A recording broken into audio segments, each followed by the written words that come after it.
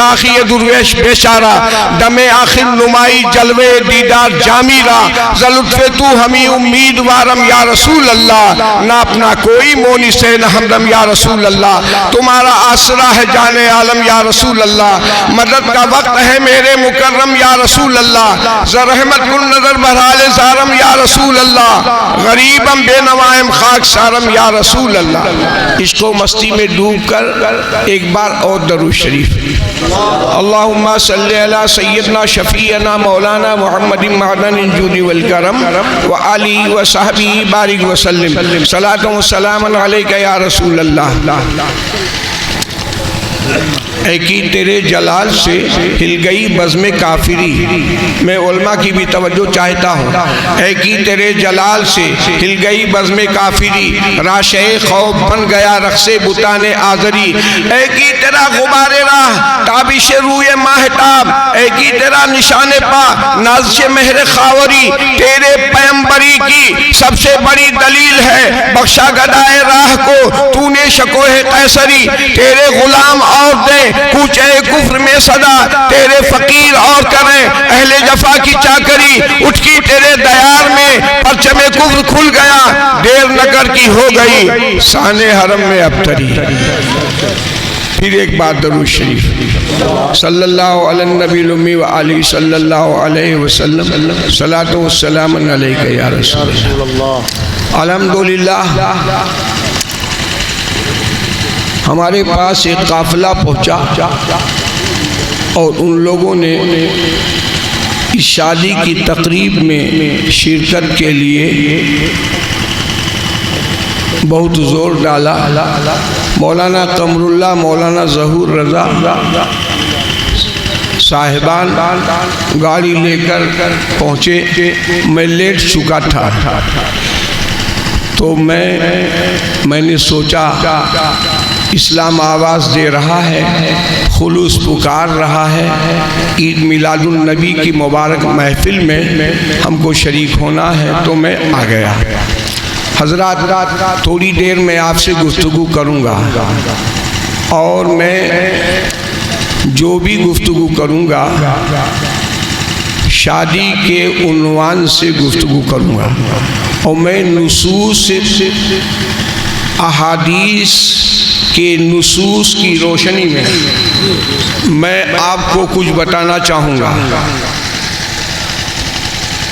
Government کا جب کوئی آرڈر ہوتا ہے تو سب مان لیتے ہیں، اور اللہ کا جب آرڈر ہوتا ہے تو اس کے ماننے میں پسو پیش کرتے ہیں۔ تو حضرات اس کا لازمی نتیجہ نکلا کہ لوگ گورنمنٹ سے زیادہ ڈرتے ہیں، اللہ سے کم ڈرتے ہیں، معاذ اللہ رب العالمین۔ آپ دیکھو کورونا کے دور میں گورنمنٹ نے شادی پہ روک لگائی تھی تو مجھے بہت اچھا لگتا تھا۔ 20 آدمی سے کے ساتھ شادی ہو رہی ہے، 20 آدمی بارات لے کے جا رہے ہیں، اور نہ کوئی ڈیکوریٹ ہوتا تھا، نہ جمالیاتی پروگرام ہوتا تھا، نہ فنون لطیفہ کا آرٹ ہوتا تھا، نہ دنیا کے ہمے ہوتے تھے، نہ طاؤس و رباب کے نغمے ہوتے تھے، اور شادی ہی شادی ہوتی تھی۔ تو حضرات آج کے اس بزم میں نے قرآن کی ایک آیت مبارکہ کو سہارا لیا ہے، اسی کے ضمن میں نکاح پر تقریر کرنا چاہوں گا۔ اے ایمان والو، اللہ کی اطاعت کرو، رسول اللہ کی اطاعت کرو۔ یہ میری تمہید ہو رہی ہے نکاح کے عنوان۔ اے ایمان والو، اللہ کی اطاعت کرو اور اس کے رسول کی اطاعت کرو۔ اللہ اس کے رسول کی اطاعت میں کوئی شرط نہیں۔ کائنات میں جتنی بھی اطاعت ہے فرما برداری وہ مشروط ہے۔ باپ کی اطاعت مشروط، ماں کی اطاعت مشروط، پیر کی اطاعت مشروط، استاد کی اطاعت مشروط، یعنی اس کو پرکھا جائے گا، لیکن اللہ اس کے رسول جو فرما دے اس کو کچھ سوچنا نہیں ہے، مان لیا جائے گا۔ حضرات، اسلام جاننے کا نام نہیں ہے، اسلام ماننے کا نام ہے۔ جاننے سے آدمی مسلمان نہیں ہوتا ہے۔ نہ جانے کتنے جوگی لوگ جانتے ہیں اسلام کو، نہ جانے کتنے پروہت لوگ جانتے ہیں اسلام کو، نہ جانے کتنے مستشرقین اسلام کو جانتے ہیں، نہ جانے کتنے ریفارمر اسلام کو جانتے ہیں۔ جاننے کا نام اسلام نہیں ہے، بلکہ ماننے کا نام اسلام ہے۔ اگر کوئی کہے میں جانتا ہوں کہ اللہ ایک ہے، مسلمان نہیں ہوگا۔ جب کہے کہ گواہی دیتا ہوں میں کہ اللہ ایک ہے، تب مسلمان ہے۔ تو علم کی بنیاد پر اسلام نہیں ہوتا ہے، شہادت کی بنیاد پر اسلام ہوتا ہے۔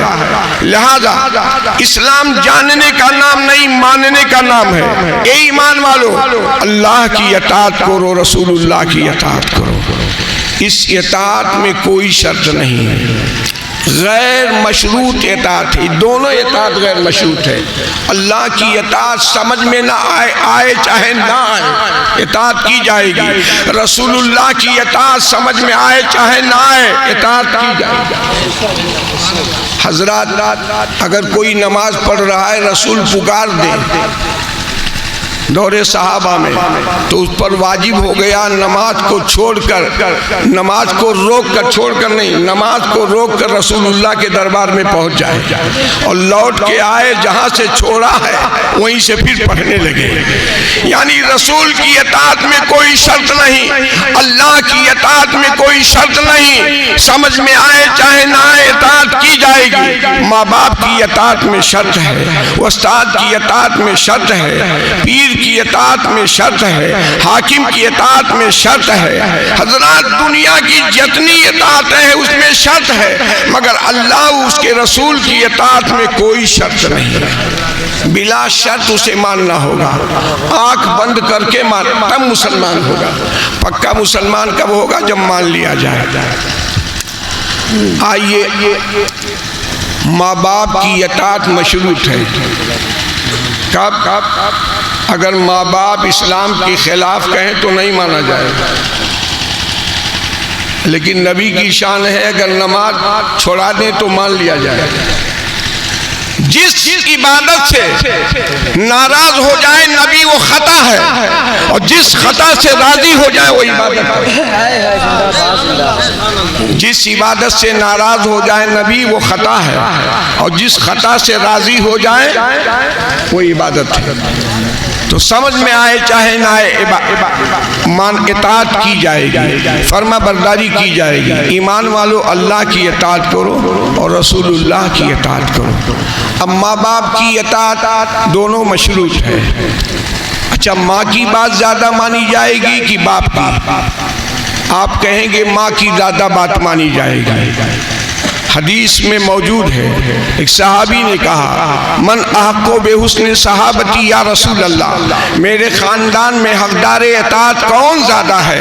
قال امک، قال ثم من، قال امک، قال ثم من، قال امک، قال ثم من، قال ابوک۔ پوچھا گیا یا رسول اللہ میرے خاندان میں کس کی زیادہ اطاعت کی جائے؟ تو نبی نے فرمایا اپنے ماں کی۔ پھر پوچھا گیا کس کی، اس کے بعد کس کی اطاعت کی جائے؟ تو نبی نے فرمایا اپنے ماں کی۔ پھر پوچھا گیا کہ اس کے بعد کس کی اطاعت کی جائے؟ پھر نبی نے فرمایا اپنے ماں کی۔ پھر پوچھا گیا اس کے بعد کس کی اطاعت کی جائے؟ نبی نے فرمایا اپنے باپ کی۔ حضرات، تو ماں کا حق باپ سے 3 گنا زیادہ ہے۔ لیکن آئیے میں رخ موڑنے جا رہا ہوں۔ یہ ماں اور باپ کی اطاعت، اگر ٹکراؤ نہ ہو تو ماں کی بات مانی جائے گی، اور ماں باپ میں اگر ٹکراؤ ہو جائے تو ماں کی بات نہیں مانی جائے گی، باپ کی بات مانی جائے گی۔ کیونکہ ماں کے اندر حاکمیت نہیں ہے اور باپ کے اندر حاکمیت موجود ہے، تو حاکم جو ہوگا اس کی بات مانی جائے گی۔ حاکمیت، الرجال قوامون علی النساء، مرد عورتوں کے حاکم ہیں۔ بما فضل اللہ بعضهم علی بعض وبما انفقوا، اللہ نے جو فضیلت بخشی ہے اور جو شوہر نے خرچ کیا ہے، اس لیے باپ کی اطاعت شوہر کی اطاعت زیادہ کی جائے گی۔ ماں کی اطاعت، مثلا ماں کہتی ہے جاؤ بازار سے دوا لے آؤ، استاد کہتا ہے، باپ کہتا ہے نہیں مدرسہ چلے جاؤ، تو بات کس کی مانی جائے گی؟ ماں کی نہیں مانی جائے گی۔ جب ٹکراؤ ہو گیا تو بات مانی جائے گی باپ کی۔ معلوم ہوا کیوں؟ اس لیے کہ باپ میں حاکمیت ہے، ماں میں حاکمیت نہیں ہے۔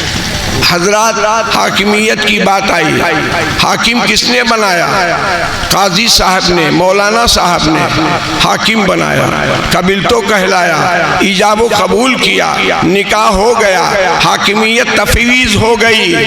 لیکن حضرات یہ حاکمیت تفویض ہو گئی، مثلا شادی ہو گئی، شادی ہو گئی، حاکمیت مل گئی، ایجاب و قبول ہو گیا، حاکمیت مل گئی۔ اب شوہر کہتا ہے میں اپنی بیوی کو ابھی لے جاؤں گا، باپ کہتا ہے ابھی میں نہیں بھیجوں گا، میں 2-4 روز کے بعد بھیجوں گا۔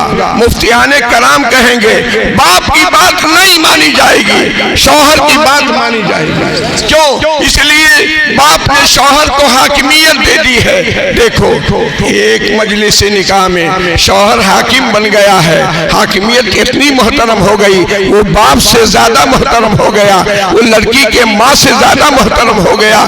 شوہر کو حاکمیت ایک قاضی صاحب نے دی ہے، شوہر کو حاکمیت ایجاب و قبول نے دی ہے۔ کیا خیال ہے جب ایک شوہر کی بات باپ سے زیادہ مانی جائے گی، اور جس رسول کو اللہ نے حاکمیت عطا کی ہے، حاکم پرایا بنایا ہے، تو ان کی بات پوری کائنات میں سب سے زیادہ مانی جائے گی۔ یا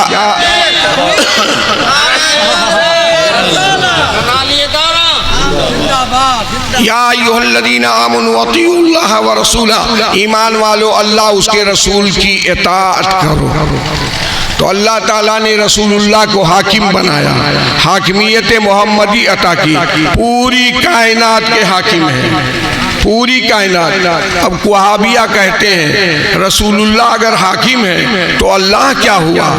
وہ حاکم ہو گئے پوری کائنات کے، تو اللہ کیا؟ اللہ ایسا حاکم ہے۔ دیکھیے میں جملہ دینے جا رہا ہوں، آپ اپنی زمین کے مالک ہو، آپ اپنی تجوری کے مالک ہو، آپ اپنے مکان کے مالک ہو، آپ اپنے اثاثہ کے مالک ہو، آپ اپنے بینک بیلنس کے مالک ہو، آپ اپنی فیکٹری کے مالک ہو، آپ اپنے کارخانے کے مالک ہو۔ جب بھی اللہ مالک ہے، اللہ کی حاکمیت میں فرق نہیں آتا ہے، وہ ایسا مالک حقیقی ہے جس کو جو چاہے عطا کر دے۔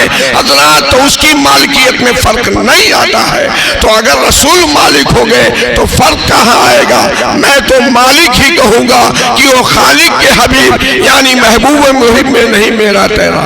اے ایمان والو اللہ کی اطاعت کرو، رسول اللہ کی اطاعت کرو۔ یہ حاکمیت پر میں گفتگو کر رہا ہوں۔ اچھا ایک بات بتا دیجئے مجھے تسلی ہو جائے، میری بات سمجھ میں آ رہی ہے؟ حاکمیت کس نے عطا کی؟ اسٹیج پر مولانا صاحب نے ایجاب و قبول کرایا، ایک اجنبی آدمی 25 سال کی بہاروں کو دیکھ کر آیا، اسٹیج پر بیٹھ گیا، 21 سال کی ایک عروس سے ایجاب و قبول ہوا، 2 منٹ میں حاکمیت تفویض ہو گئی، اور حاکمیت ایسی عطا ہوئی کہ شوہر کا حق باپ سے زیادہ ہے، شوہر کا حق بیوی سے زیادہ ہے، شوہر کا حق ماں سے زیادہ ہے۔ تو حضرات تمہارے بنائے ہوئے حاکم کی اتنی بڑی طاقت، اتنا بڑا پاور، اور جس کو اللہ نے حاکم بنایا وہ پاور نہیں ہے، ضرور اس کو پاور۔ وہابیہ کہتے ہیں صاحب وہ کسی چیز کے مالک نہیں۔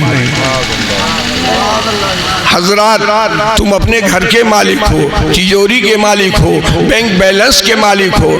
اللہ کے رسول فرماتے ہیں کہ میرے اوپر زمین کے خزانے اتارے گئے، زمین کے خزانے کی کنجیاں مجھ کو سونپی گئی ہیں، جنت و دوزخ کی کنجیاں سرکار کو تفویض کر دی گئی ہیں۔ ایسے حاکم ہیں۔ ہے۔ آئیے میں عرض کر رہا تھا باپ میں حاکمیت ہے اور ماں میں حاکمیت نہیں ہے۔ اب شوہر کے اندر حاکمیت آ گئی تو شوہر میں حاکمیت ہے اور بیوی میں حاکمیت نہیں ہے، اس لیے بیوی سے مرتبہ شوہر کا بڑھا ہوتا ہے۔ نکاح عالم اسلام میں اس کو واجب کبھی فرض کبھی سنت قرار دیا گیا ہے۔ آئیے سنیے، نکاح کو نصف ایمان کہا گیا ہے۔ پوری دنیا میں سب سے پہلا جو رشتہ ایجاد ہوا، اس دنیا میں سب سے پہلا رشتہ جو ایجاد ہوا وہ کون ہے؟ آپ لوگ بولیے گا۔ سب سے پہلا رشتہ اس دنیا میں جو ایجاد، پہلا رشتہ وہ رشتہ ہے نکاح۔ اس دنیا کا، کائنات کا، عالم اسباب کا، عالم امر کی بات نہیں کر رہا ہوں، عالم اسباب میں پہلا رشتہ جو ایجاد ہوا ہے وہ آدم و حوا کا نکاح ہوا۔ تو معلوم ہوا کہ رشتہ نکاح اس کائنات کا بہت عظیم سرمایہ۔ اور کہاں نکاح ہوا؟ جنت کے بہاروں میں ہوا۔ آدم علیہ السلام کا حضرت حوا رضی اللہ عنہا کا نکاح جنت کے بہاروں میں ہوا ہے۔ حضرت آدم علیہ السلام کو پہلی مرتبہ نیند آئی، جنت میں کبھی نیند نہیں آئی تھی، لیکن پہلی مرتبہ نیند آئی، اور جب نیند آئی اسی میں کام ہو گیا۔ بائیں پسلی سے حضرت حوا کی تخلیق ہو گئی۔ اللہ کی قدرت دیکھو، آدم کو بغیر باپ کے اور بغیر ماں کے پیدا کر دیا۔ جس خدا نے بغیر مرد عورت کے آدم کو پیدا کیا، اسی خدا نے آدم کے ذریعے حضرت حوا کو پیدا کیا۔ وہ چاہے الگ سے پیدا کر دیتا، لیکن حوا کو آدم کی پسلی سے پیدا کیا اور سینے کی بائیں پسلی سے پیدا کیا، جو دل کے قریب ہے۔ اس کا مطلب ہے جو بیوی بننے والی ہے وہ دل کے قریب ہوگی۔ آئے سنیے، وَمِنْ آيَاتِهِ أَنْ خَلَقَ لَكُمْ مِنْ أَنفُسِكُمْ أَزْوَاجًا لِتَسْكُنُوا إِلَيْهَا وَجَعَلَ بَيْنَكُمْ مَوَدَّةً وَرَحْمَةً إِنَّ فِي ذَلِكَ لَآيَاتٍ لِقَوْمٍ يَتَفَكَّرُونَ۔ یہ نکاح کیا ہوتا ہے؟ اللہ کی نشانی۔ نکاح کو لوگ اہمیت نہیں دیتے ہیں۔ رسالت، مسلک اعلی حضرت، علماء اہل سنت، نکاح کو اہمیت لوگ نہیں دیتے ہیں۔ ہوتا یہ ہے بارات جاتی ہے، طاؤس و رباب کے ساتھ جاتی ہے، جمالیات بن کر جاتی ہے، پورے شان و شکوہ سے جاتی ہے، جیسے کعبہ حرمت کو ڈھانے کے لیے ایک لشکر جا رہا ہو، وہ ایسے بارات جاتی ہے۔ اسلام میں بارات کا کوئی تصور نہیں ہے، اسلام میں بالکل بارات کا تصور نہیں ہے۔ اتنا ہے کہ شوہر کے گھر والے بیوی کے گھر والے گھر والوں کے پاس آئیں اور وہ کہیں حیانا و حیاکم، اتیناکم اتیناکم فحیانا و حیاکم، اس کے بعد رشتے نکاح ہو جائے۔ دنیا میں سب سے اونچا رشتہ، کائنات کا سب سے اونچا رشتہ، سب سے اونچا نکاح کون ہوا؟ کائنات کا سب سے اونچا نکاح میری نظر میں حضرت فاطمہ کا ہوا، حضرت علی سے ہوا ہے، مولائے کائنات کا، اور حکم رب ہوا ہے، جبریل وکیل بن کر آئے ہیں، اور حضرت علی موجود ہیں، بیٹھے ہوئے ہیں۔ سرکار نے عرض کیا، فرمایا علی کچھ کہنا چاہتے ہو؟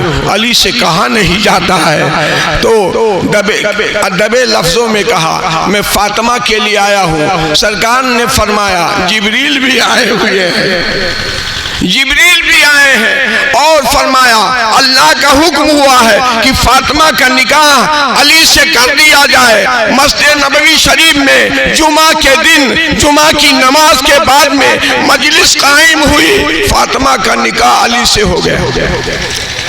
حضرات دیکھو کہاں ہوا، کب ہوا؟ جمعہ کے دن ہوا، اور کہاں ہوا؟ مدینہ شریف میں ہوا، اور کس جگہ ہوا؟ مسجد نبوی شریف میں، اور صحابہ کے ایک تعداد کے ساتھ نکاح ہو گیا۔ سرکار نے پوچھا علی تمہارے پاس کچھ ہے؟ علی نے کہا کچھ نہیں ہے. دیکھو علی کے پاس کچھ نہیں ہے. آج دولت دیکھی جاتی ہے, آج تجوری دیکھی جاتی ہے, آج فیکٹری دیکھی جاتی ہے, آج نہ جانے کیا کیا ڈگری دیکھی جاتی ہے, لیکن نکاح ہونا چاہیے دین کے تقاضوں کی بنیاد پر. نکاح نہیں ہونا چاہیے دنیا کے تقاضوں کی بنیاد پر. نکاح نہیں ہونا چاہیے نسب و حسب کی بنیاد پر. نکاح نہیں ہونا چاہیے حسن و جمال کی بنیاد پر. نکاح ہونا چاہیے دین کی بنیاد, دین کی بنیاد پر نکاح ہونا چاہیے. حضرات تو سرکار نے فرمایا علی وہ زرہ کیا کیا جو بدر میں تم کو مال غنیمت میں زرہ عطا ہوئی تھی. اچھا ایک بات بتا دوں, علی کا نکاح کب ہوا؟ بدر کی لڑائی کے بعد. علی کے ذوالفقار حیدری کی تلوار پر بدر میں چمکی ہے اور خوب لڑے ہیں, خوب لڑے ہیں. پہلے محلہ میں جو لوگ نکلے تھے حضرت علی نکلے تھے, اور حضرت حمزہ بن عبد المطلب نکلے تھے, اور عبیدہ ابن حارث نکلے تھے, اور ان لوگوں نے ان کے مقابلے میں 3 صنادید آئے تھے. یعنی عتبہ آیا تھا اور شیبہ آیا تھا اور ولید آیا تھا عتبہ کا بیٹا. حضرت علی نے چشم زدن میں قتل کر دیا, حضرت حمزہ نے چشم زدن میں قتل کر دیا, لیکن حضرت عبیدہ ابن حارث کے پیر پہ تلوار پڑی, پیر کٹ گیا. بڑھ کر امیر حمزہ نے ولید کو 2 ٹکڑے کر دیا. حضرات فاتح بدر بن کر علی میدان بدر میں ان کے ذوالفقار کی تلوار چمکی, اور علی جب آئے مدینہ میں نکاح ہو گیا. تو کس بنیاد پہ ہوا؟ یہ شجاعت کی بنیاد پر. کس بنیاد پہ ہوا؟ جوہر علم کی بنیاد پر. کس بنیاد پہ ہوا؟ دین کے قدروں کی بنیاد پر. کس بنیاد؟ ڈگری کیا تھی؟ باب العلم تھے. ڈگری کیا تھی؟ مولائے کائنات تھے. دنیا کی کوئی ڈگری نہیں مگر دین کی ساری ڈگریاں مولائے کائنات کے پاس. حضرات سرکار نے فرمایا علی زرہ کیا ہوئی؟ فرمایا سرکار وہ تو ہتھیار ہے. ہتھیار پہ تو زکوٰۃ بھی نہیں ہے. ہتھیار پہ زکوٰۃ نہیں, گھوڑے جہاد کے گھوڑے پہ زکوٰۃ نہیں, لڑنے کی تلوار پہ زکوٰۃ نہیں, زرہ پہ بھی زکوٰۃ نہیں, خود پہ بھی زکوٰۃ نہیں, کمان اور تیر و ترکش پہ زکوٰۃ نہیں, سامان جنگ پہ, ہتھیار کے اسلحے پر کوئی زکوٰۃ نہیں.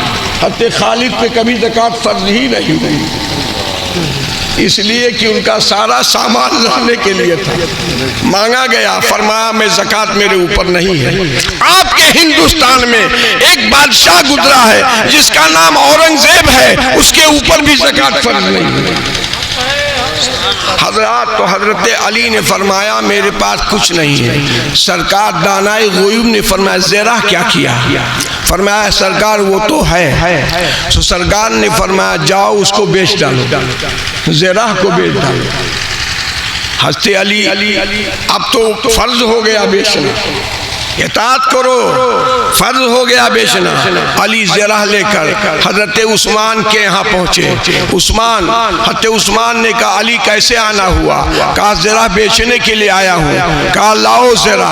کہا میں اس زرہ کو 160 تولہ چاندی میں خرید رہا ہوں. 160 تولہ 400 دینار میں خرید رہا ہوں, برابر 160 تولہ. علی نے کہا جو بھی چاہیں آپ لے لیں. تو زرہ دیا, 160 روپیہ انہوں نے دیا. کس نے؟ حضرت عثمان نے 160 روپیہ دیا. علی 160 تولہ چاندی لے کر چلے, یعنی 400 دینار لے کر چلے. اور جیسے 2 قدم آگے چلے تو عثمان نے کہا علی واپس آؤ, علی واپس آؤ. علی میں تو ثابت ہو چکی, میں نے خرید لیا, ذرا مجھ کو مل گئی, پیسہ آپ کو مل گیا. کہا بالکل صحیح ہے. عثمان نے کہا اے علی میری طرف سے ذرا آپ کو نظر, سبحان اللہ, میری طرف سے ذرا آپ کو نظر ہے. حضرات علی کی شادی ہو گئی, ان کے پاس گھر بھی نہیں تھا. کلثوم نے حدم یا سعید نے خسیمہ نے حضرت علی کے گھر کا انتظام کیا. حضرات ایک ایسی شادی ہو رہی ہے جس کے پاس گھر بھی نہیں ہے, ایک ایسی شادی ہو رہی ہے جس کا اسلحہ اب سوال یہ ہوا مہر میں حضرت علی نے زرہ کو کر دیا. روایت میں فاطمہ کے مہر کی روایت ہے کہ 400 دینار، ایک روایت میں 160 تولہ چاندی، ایک روایت میں ہے علی کی زرہ. تینوں کا ماحصل ایک ہے. 400 کو بدلا جائے تو 160 تولہ بنتا ہے، اور زرہ بھی کی ہے 160 تولہ میں، تو علی کی شادی ہو گئی. اب سوال ولیمہ کیسے ہوگا؟ جب اتنی شاندار شادی ہو رہی ہے، اتنا ڈیکوریٹ ہو رہا ہے، تو ظاہر ہے ہونے والی شادی کا ولیمہ بھی شاندار ہوگا. تو حضرت علی کا ولیمہ کیا؟ حضرات ذرا غور سے سن لیجئے گا، شاید یہ مضمون آپ کو جلدی سننے کو نہ ملے. تو علی نے سوچا کہ میں اپنے ولیمہ کا کیسے انتظام، میں علماء کی توجہ چاہتا ہوں. علی نے سوچا کہ میں اپنے شادی کا ولیمہ کیسے کروں. گھر تو مل گیا، نکاح تو ہو گیا، ولیمہ تو سنت ہے، ولیمہ میں کیسے کروں. تو علی نے ایک سونار سے اور ایک لوہار سے یہ رابطہ کیا، اے بھائی چلو ہم دونوں احد پہاڑ کے دامن میں اس کی گھاس لے کے آئیں اور گھاس بیچ ڈالیں. 2-3 روز میں جب ہم بیچ ڈالیں تو پھر اس سے جو پیسہ ملے اس سے ہم ولیمہ کر ڈالیں. اللہ اکبر. حضرت علی کا ولیمہ کیسے ہونے جا رہا ہے؟ اسخر گھاس، وہاں کی مشہور گھاس ہے اسخر، اور اس کو قبروں میں بھی استعمال کیا جاتا ہے، جانوروں کے لیے بھی، مکان کے چھتوں کے لیے بھی استعمال کیا جاتا ہے. تو اسخر اور سونار اور لوہار اس کو اپنے بھٹی میں لا کر استعمال کرتے تھے. حضرات تو حضرت علی نے سوچا کہ اسخر گھاس کو حاصل کیا جائے. اس کے بعد میں آپ کا ولی اب جب آئے تو اسخر گھاس کو لے کر آئے، اپنی اونٹنیوں کے پاس آئے. ایک اونٹنی ان کو ملی تھی میدان بدر کے مال غنیمت میں، اور رسول اللہ نے مال فیض سے اپنی طرف سے علی کو ایک اونٹنی اور دے دیا تھا.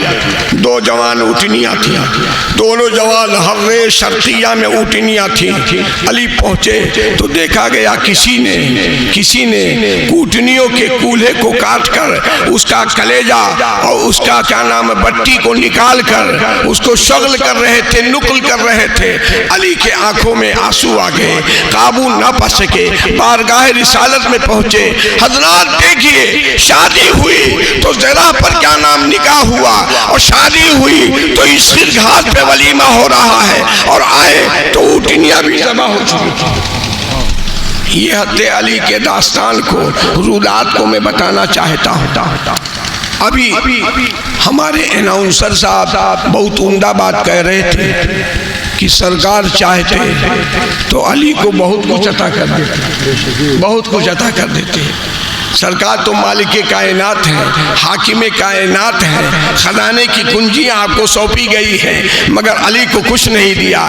جو اپنی بیٹی فاطمہ کو ایک وادی نہیں دے سکتا ہے، وہ اپنے داماد کو کیا دیں گے؟ وہ دیا تو ہے، شجاعت دے دی، ولایت دے دی، درجے دیے، درجے کمال دیا، باب العلم بنایا. پوری دنیا میں اب خیرات لوگوں کو ملے گی تو علی کے دروازے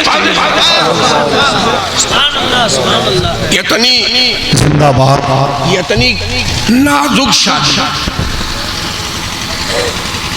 یتنی نازک شادی اور اتنے کم خرچ کی شادی. اب حدیث سنیے گا. میں نے کہا تھا نصوص کی روشنی میں سنانا چاہوں گا. ان عائشہ صدیقہ رضی اللہ تعالیٰ عنہا ان اعظم النکاح برکتاً ایسرہ مؤنہ. حضرات اس حدیث کو سن لیجیے آپ لوگ غور سے.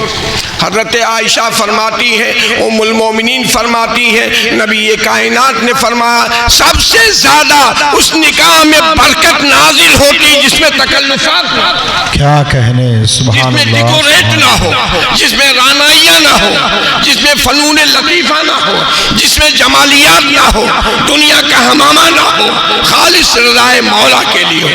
میں بتاؤں اللہ کی عزت و جلال کی قسم، فاطمہ کی شادی کی وہ برکت ہوئی کہ کائنات میں جتنے حسنی حسینی سادات ہیں اسی شادی کے نتیجے میں، غوث اعظم اسی شادی کے نتیجے میں، اور خواجہ معین الدین اسی اسی شادی کے نتیجے میں، کچھوچا والے اسی شادی کے نتیجے میں، مارارا والے اسی شادی کے نتیجے میں، بلگرام والے اسی شادی کے نتیجے میں، سید سالار اسی شادی کے نتیجے میں، دنیا میں جتنی شادی ہوئی ہے اسی خاموش شادی کیا کہنے، سب سے زیادہ اسی نکاح میں برکت نازل ہوتی ہے جس میں تکلفات کم۔ میں نے وعدہ کیا تھا کہ نصوص کی روشنی میں گفتگو کروں گا، کچھ احادیث سن لیجئے، احادیث سنتے رہیں گے برکت اترتی رہے گی۔ اگر آپ کے بچے جوان ہو گئے ہیں تو میری تقریر سنیے، اگر آپ کی لڑکی فکر کا آسمان بن گئی ہے تو میری تقریر سنیے، اگر آپ خود جوان ہیں اور شادی نہیں ہوئی ہے تو میری تقریر سنیں، یا اگر کسی بالغ کے آپ محتمی متولی ہیں تو میری تقریر سنیں۔ حضرات آئیے، ان عائشہ صدیقہ رضی اللہ تعالی عنہ قالت قال رسول اللہ صلی اللہ علیہ وسلم یا معاشر الشباب من استطاع منکم الباءۃ فلیتزوج فإنه اغض للبصر واحسن للفرج ومن لم یستطع فعلیہ بالصوم فإنه له وجاء۔ سرکار فرماتے ہیں اے جوانوں کی جماعت، تم میں جو شادی کی طاقت رکھتا ہے وہ چاہیے کہ شادی کر لے۔ یہ شادی کیا ہے؟ نظروں کو حیا عطا کرتی ہے۔ یہ شادی کیا ہے؟ نظروں کو باوضو کرتی ہے۔ یہ شادی کیا ہے؟ نفس خواہشات پہ ہتھکڑی ڈال دیتی ہے۔ یہ شادی کیا ہے؟ منہیات کو بینیاں پہنا دیتی ہے۔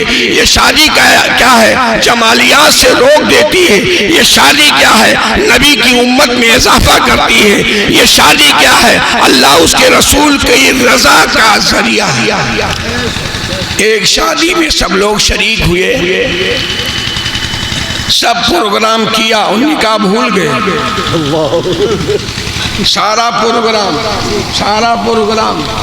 سب کھا ڈالا، ڈونگا کا ڈونگا کھا ڈالا، مگر نکاح آج شادیوں میں نزلہ اترتا ہے تو نکاح کے اوپر۔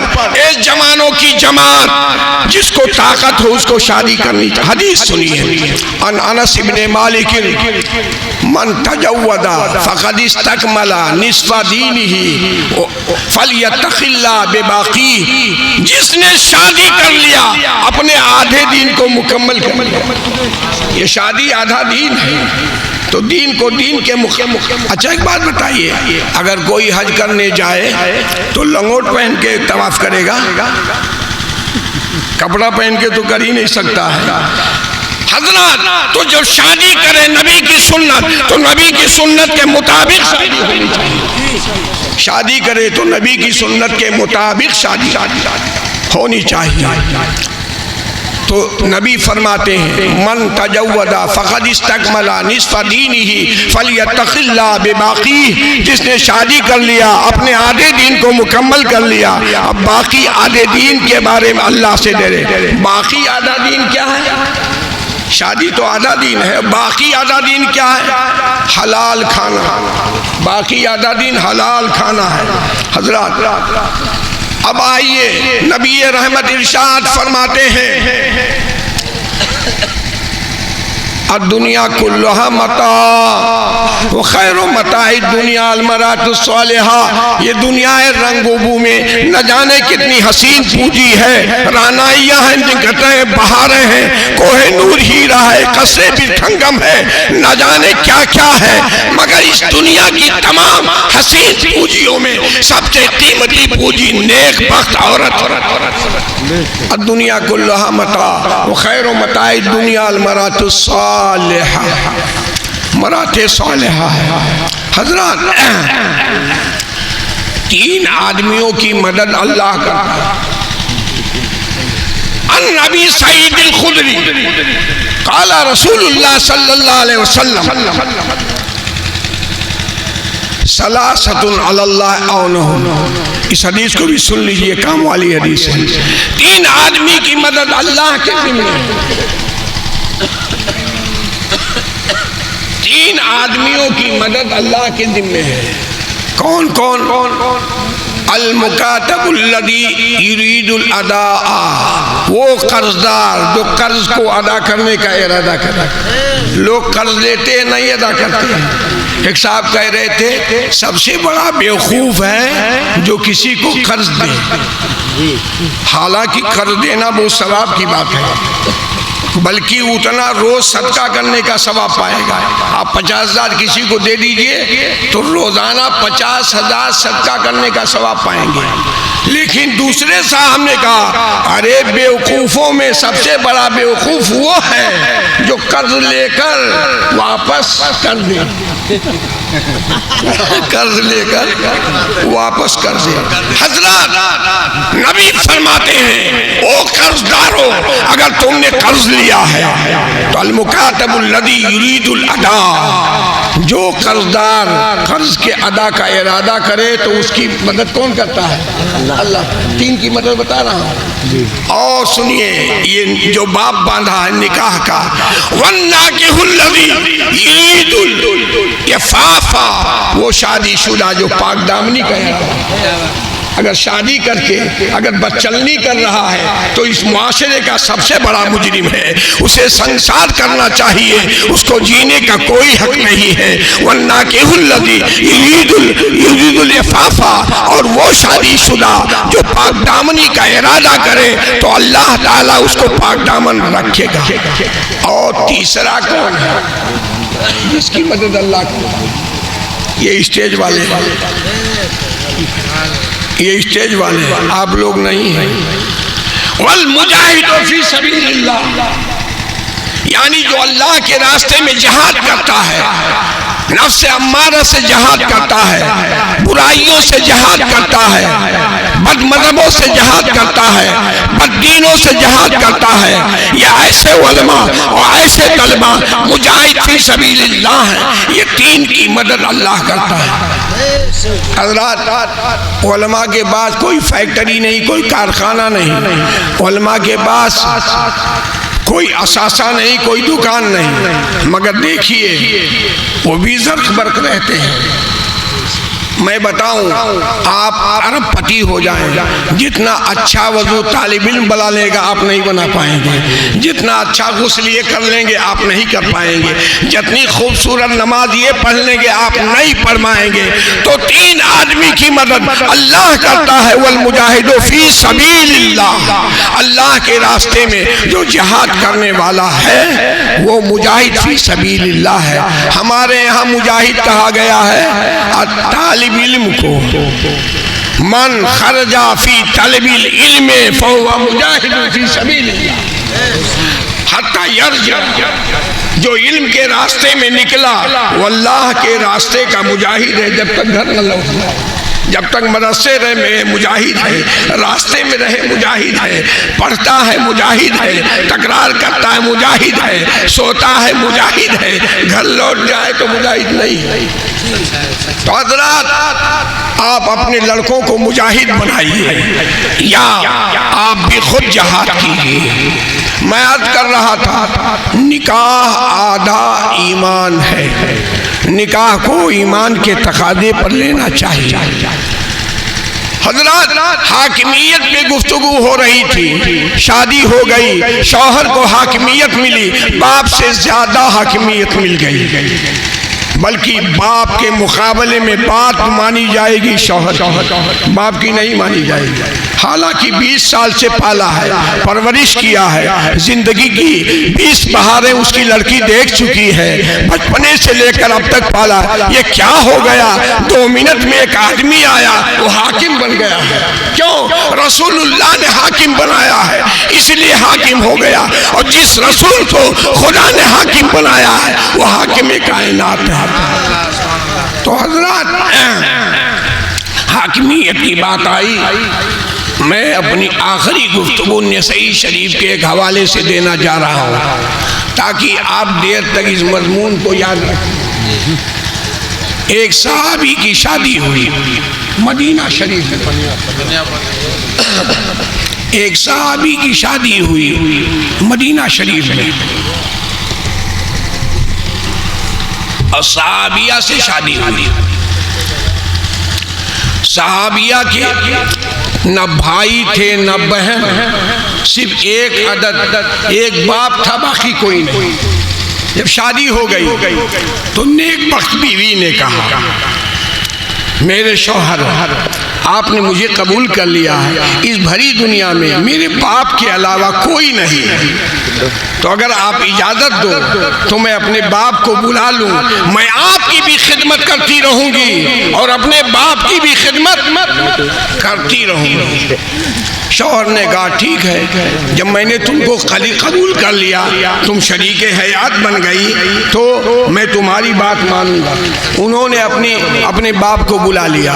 شوہر نے کہا میرا 2 منزلہ مکان ہے، نیچے تمہارا باپ رہے گا، اوپر ہم دونوں رہیں گے۔ کچھ دنوں تک رہتے رہے، نیک بخت بیوی اپنے شوہر کی خدمت کرتی رہی اور اپنے باپ کی بھی خدمت کرتی رہی۔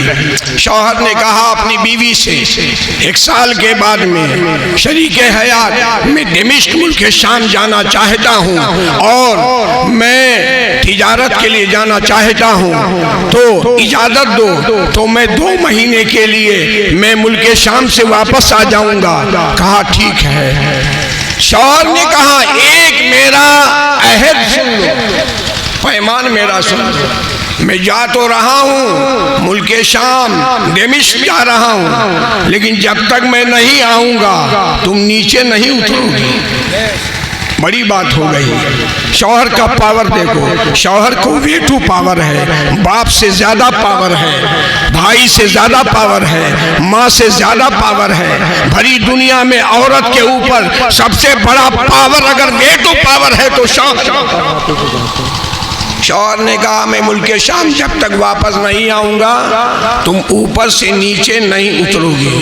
بیوی نیک بخت نے کہا ٹھیک ہے، سوچا 2 مہینہ خدمت کر لوں گی، میں خدمت کروں گی، میری باندی خدمت کرے گی اور میں نیچے نہیں اتروں گی، میں کھانا بھیج دوں گی، باپ کھا لیں گے۔ 2 مہینہ کے بعد پھر یہ کرفیو جو لگا ہے یہ میرے اوپر پابندی یہ ختم ہو جائے گی۔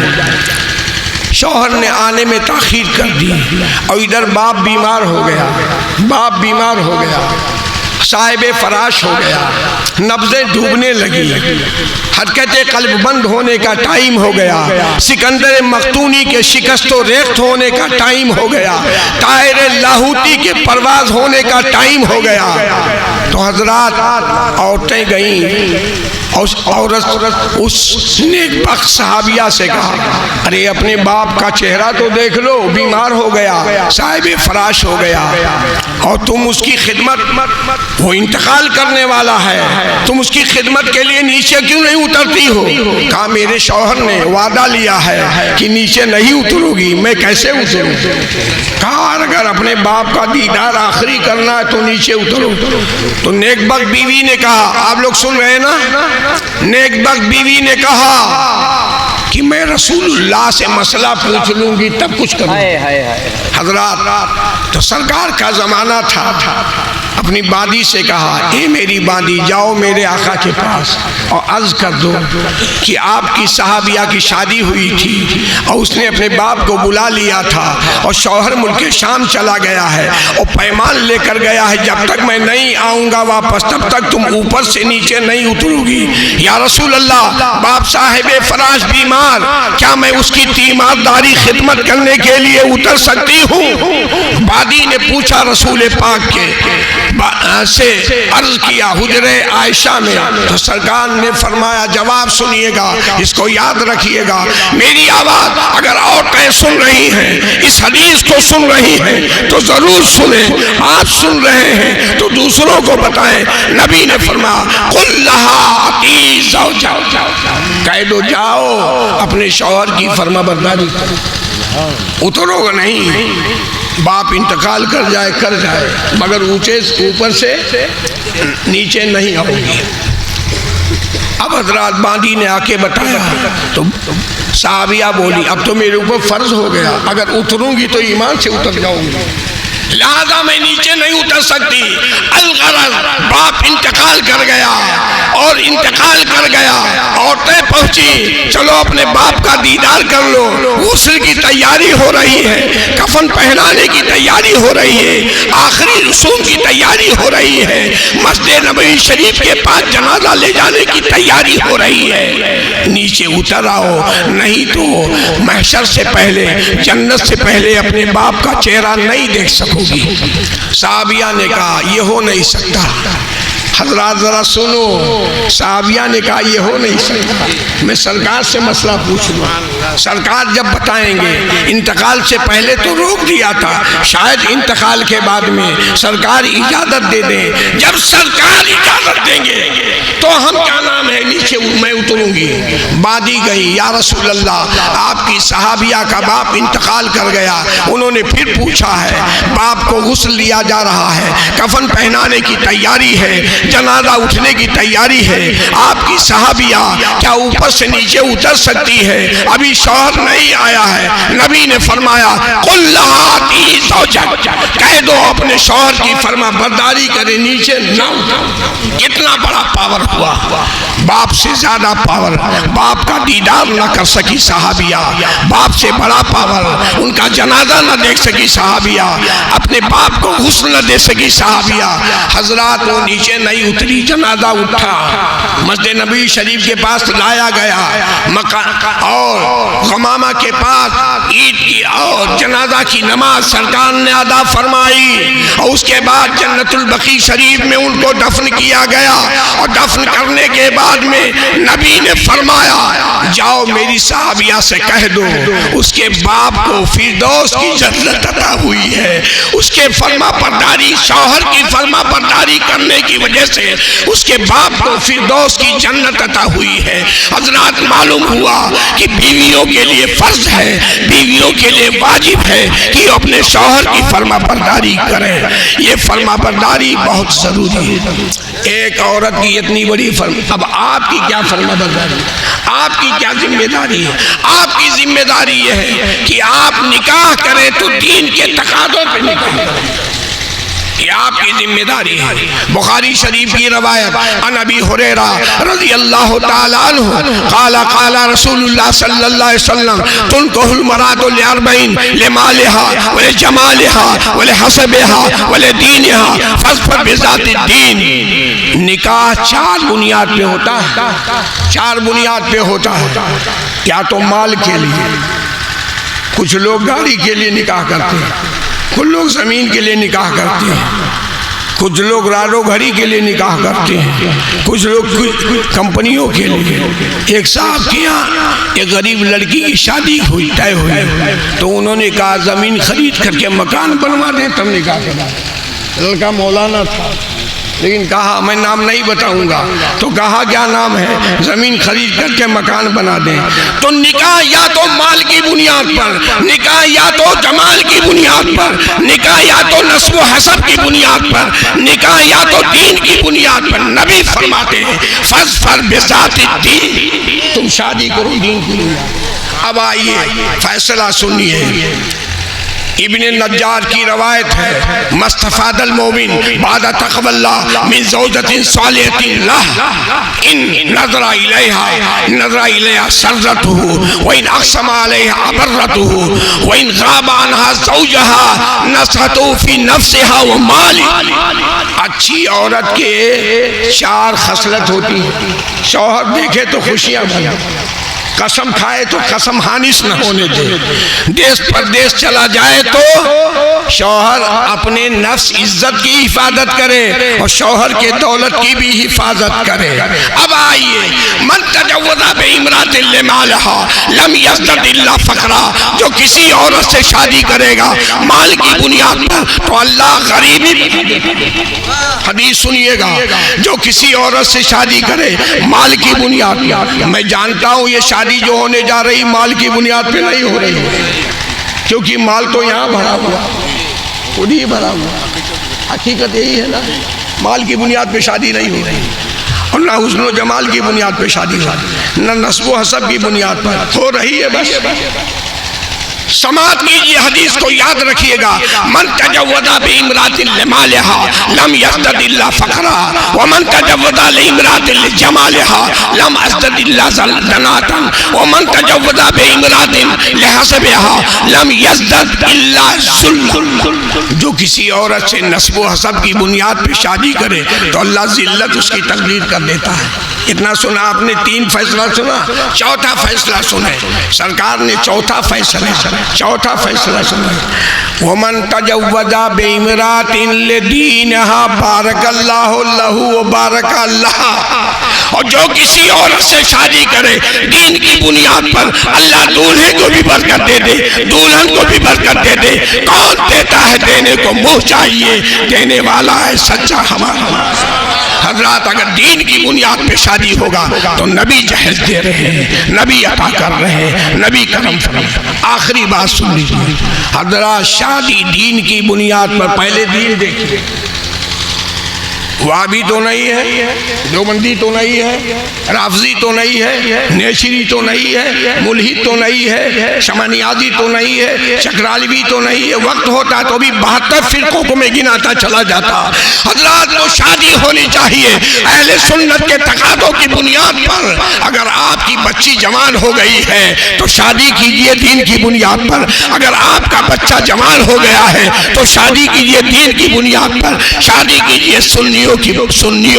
حضرات آج وہابیت جو پھل پھول رہی ہے، ڈکیتی ڈال رہی ہے شادی کے چور دروازے سے۔ میں صحیح بول رہا ہوں نا؟ شادی کے چور دروازے سے یہ ڈکیتی ہو رہی ہے۔ یا اللہ تو شہید و بصیر ہے، سنیوں کی آنکھ کو کھول دے، یا اللہ ان کو سمجھ عطا کر دے، یا اللہ ان کو صحیح نکاح کرنے کی توفیق عطا فرما دے۔ یا اللہ یہ نکاح جو ہونے جا رہا ہے کل، یا اللہ اس نکاح کو عالم اسلام کے لیے، مسلک اعلی حضرت کے لیے باعث خیر بنا دے۔